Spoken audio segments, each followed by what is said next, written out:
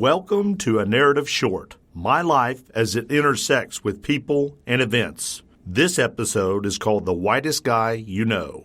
My friend Tony is a brilliant man, a person of high character, an individual with a strong moral compass, and one of my favorite friends to share a good beer with, and perhaps the worst dancer I know. Despite all his fabulous characters, moving his feet and body to a musical beat is not amongst his strongest compliments. Sure, he's a music lover and has enjoyed a spirited party that is inclusive of DJs, bands, and the eventual dancing. However, as the musical spirit moves him, he is more representative of the Seinfeld character Elaine Bennis and less like James Brown on his feet. Now, don't get me wrong. I'm not making fun of Tony, and as a point of order, I'm not much better myself. In the essence of good fun, I often refer to him as the whitest guy I know. The whitest guy I know, as if it's a title of an allegory describing the dancing misadventures of all Caucasian people. I use the term to describe his dancing prowess. We laugh, drink more beers, and he keeps dancing. Badly. Shelve the mental picture you have of my friend Tony for now, but keep the title I bestowed upon him at the forefront of your mind. A few years ago, my wife and I did one of those oft-advertised DNA kits. We wanted to learn more about our ancestral makeup, so each did the honor of spitting saliva in a plastic vial, mailing it in, and waiting several weeks for the outcome.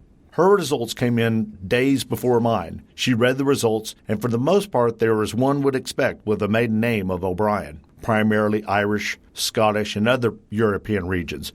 But the last one was 1% Nigerian. My wife was surprised and delighted all at the same time. Albeit small, she was wholly enthused by her newly discovered African heritage.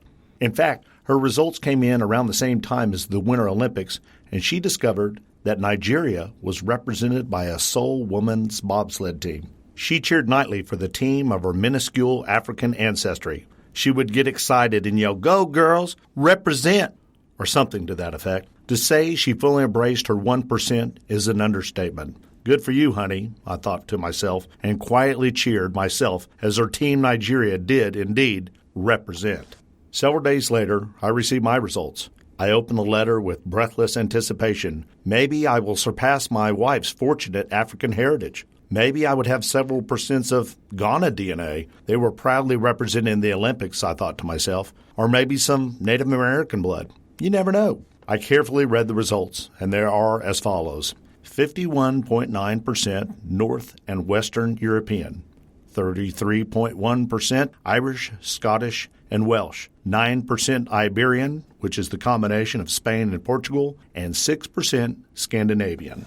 No African ancestry, no Native American heritage to speak of, and not one drop of DNA roots connected with some unexpected and far-flung country or region. Dang, what a bummer.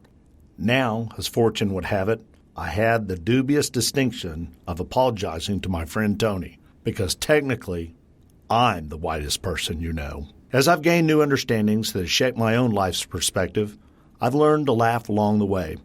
The joys of life and the delight of new discoveries help us all to become human together.